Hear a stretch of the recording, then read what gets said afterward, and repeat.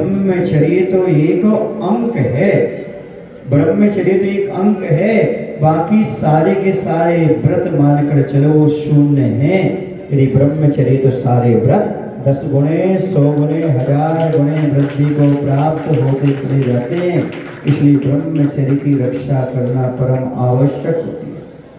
ब्रह्मचर्य तो वो नौका है जो संसार समुद्र से पार लगाने वाली है। जिसके पास ब्रह्मचर्य की नौका है समझो इस संसार सागर से पार उतर जाएगा, पार उतर जाएगा। और कहती इतना ही नहीं, ब्रह्मचर्य तो परम औषधि मानी गई है, परम औषधि मानी गई है। ये परम औषधि के समान है। जो ब्रह्मचर्य का पालन करता है उसका शरीर स्वस्थ रहता है, उसका मन पवित्र रहता है, उसका बौद्धिक विकास होता चला जाता है। इतना ही नहीं, वह जिस क्षेत्र में जाता है उसे सफलता प्राप्त होती चली जाती है। ये सब मात्र ब्रह्मचर्य के कारण होता है।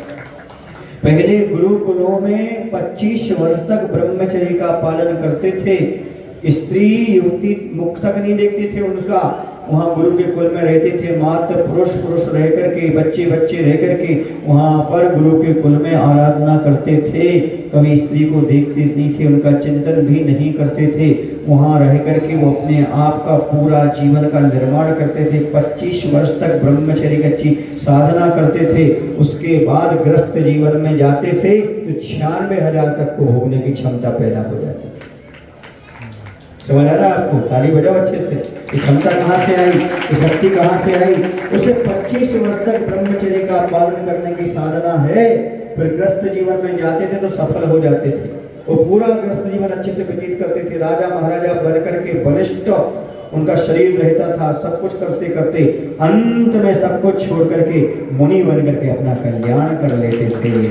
वो 25 वर्ष की उम्र ऐसी है जो आपके लिए बहुत कुछ संग्रहित करने की आवश्यकता है। 25 वर्ष तक यदि आपने ब्रह्मचर्य पालन कर लिया, फिर गृहस्थ जीवन में जाते हो तो आपका बचपन भी अच्छा रहेगा, बुद्धि का विकास होगा। गृहस्थ में जाओगे, गृहस्थ जीवन आपका बहुत सफल होगा। और जब गृहस्थ छोड़ करके मुनि बनोगे तो आपकी क्षमता बनी रहेगी और अच्छी तरह से मुनि व्रत का पालन करके समाधि मनन पूर्वक स्वर्ग में स्वर्ग में जाकर के उत्पन्न हो जाओगे। तो वहाँ से नीचे आकर के फिर मनुष्य पर्याय धारण करके फिर समोषण पाकर फिर दीक्षा लेकर अपना कल्याण कर जाते हैं।